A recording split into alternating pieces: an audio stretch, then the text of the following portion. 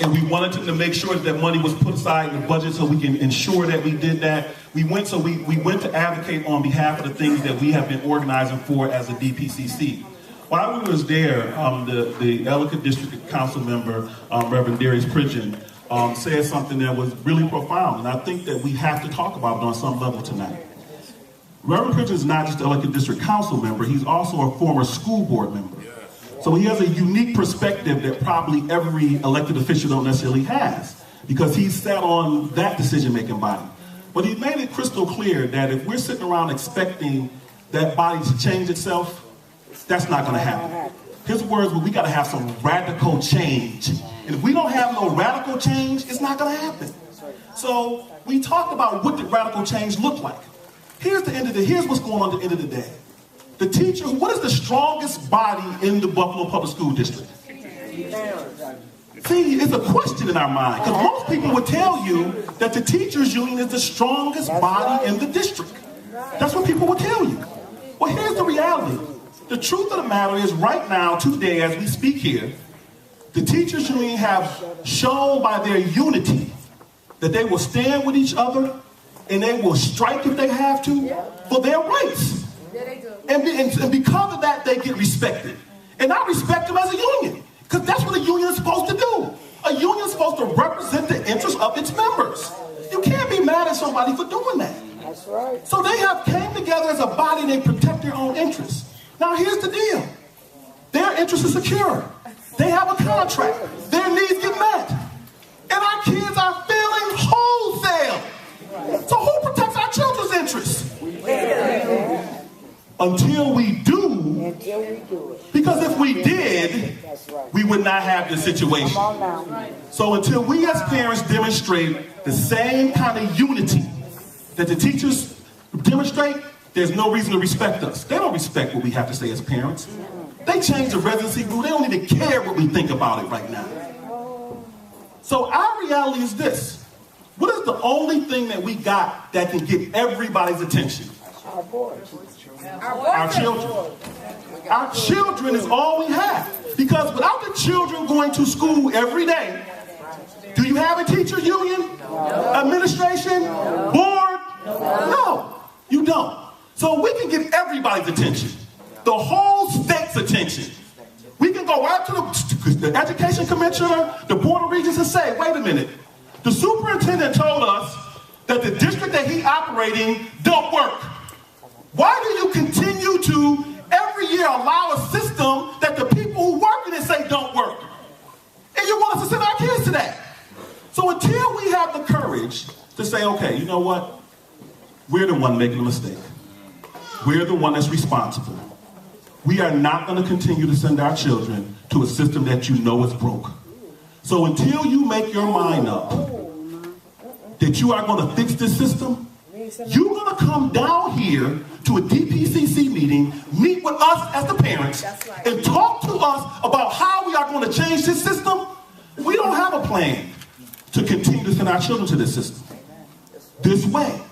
So Reverend Pridgeon said something really profound. He said if we had that kind of courage as parents, he was willing to offer his church as a place to bring our children to. If we wanted to pick a day, like for example, May 16th, Monday, May 16th is a half a day of school. There's a half a day of school. Do everybody go to school on half a day of schools? No. Most parents don't even go to school on half a day of school, right? Since we know what the attendance on a half a day of school is already, if we decided to make to draw attention to what was going on, and to say to the state education department, to say to the commissioner, to say to people who are in decision-making capacities, we do not want to send our children to a broken system for another year. So you need to come down here, meet with us, and talk about how it's going to change, or we're going to start on a regular basis holding our children back until you are willing to change the system. Because that's the only thing that's going to get their attention. Then the same way they get the teachers unions get their respect, the administration get their respect, parents will get their respect. So I'm not going to leave it at my word. Reverend Pridgeon is here tonight. I'm going to let him come and say what he offered to do so that we can hear it directly from him and see if there's other people in the community who are willing to join with parents to do something nothing about what's going on in the public education system. Reverend Pritchett.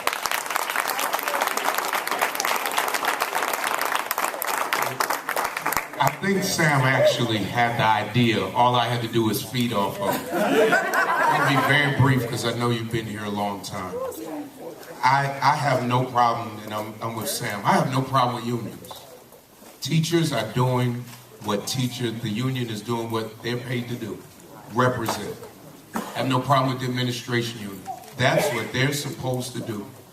Where I'm disappointed is in us as a entire city not having a kids union.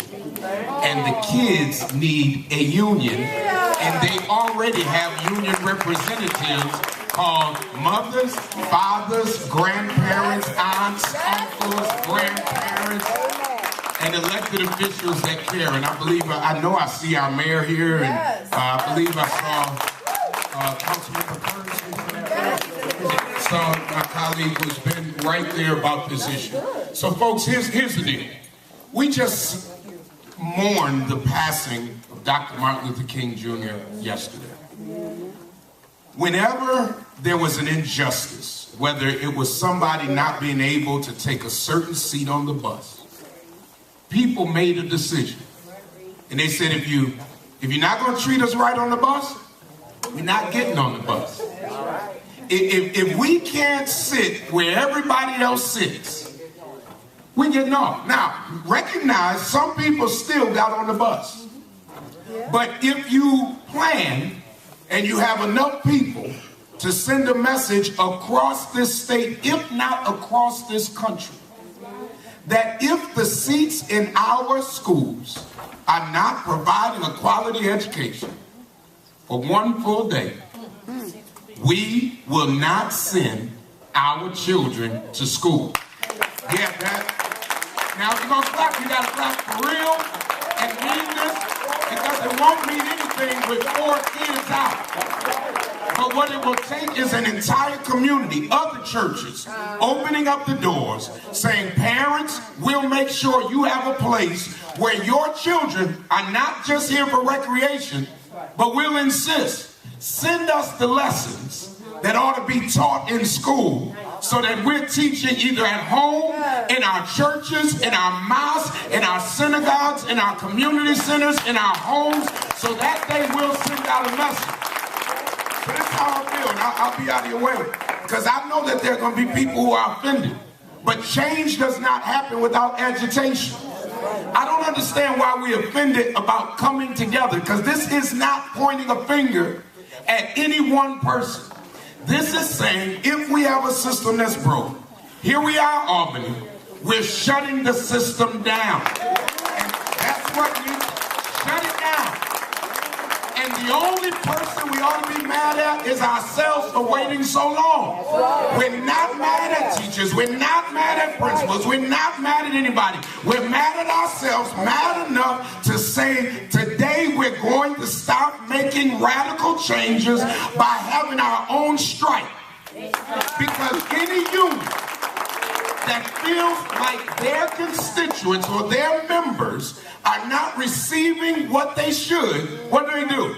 They say, we're not going to work. We get signs and walk around and say, pay us our wages. Well, we paid a whole lot of attention to UB 2020, and we can't even get in UB. We paid a whole lot of attention to medical campus, and we're not the doctors that's going to be on the medical campus. We paid a whole lot of attention to canal side, and it might not even be on our side to get in the canal side if we ain't careful. So the same attention that we have paid to brick and mortar, we need to be paying to the education of our children and sending out a clear message to even parents who are not at these meetings that we're not going to let you any longer send your children to maneuver in a system by themselves. So we're putting pieces together to make sure that that's there. So I offered the truth. I just left. The reason I'm late, I met with the deacons and trustees to make sure they were on board. I told them where I was coming. We got unanimous vote from the trustees and deacons of the True Bethel Baptist Church, all 3 of our locations, that our facilities can be used. And so we're waiting for the movement of the union. I'm going to leave so that the union can talk about the union of the children, what we're going to do. And when you come out and tell us what to do, we're going to march once again. Last thing is the one place that the mayor now is bringing attention, I'm thankful to, in the council, to this little corridor on Michigan.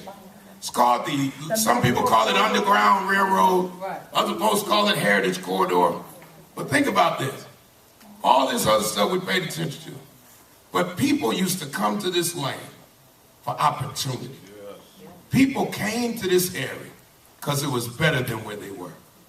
Imagine what would happen if we had some more warriors like Harriet Tubman. We had some warriors of black and white, Latino, that came together, and others, and said, we're gonna have our own strength. And we're not going against anybody. It's all about going for our children. God bless you. Wait a minute. Are we prepared to go more than one day?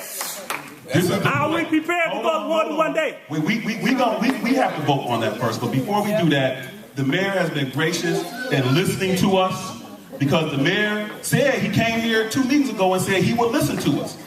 We brought him here to hear what was going on. So it ain't no confusion about what's going on, because in other places, like New York City, they went to mayoral control to change the way it was going on. You know what I'm saying? So the point is we have to communicate our seriousness about what is going on for our children to our leaders, and they have to see that we're serious. Because if we ain't serious, ain't no reason to take us serious. So let's give the mayor an opportunity if he wants to share. So let's give a hand to the mayor.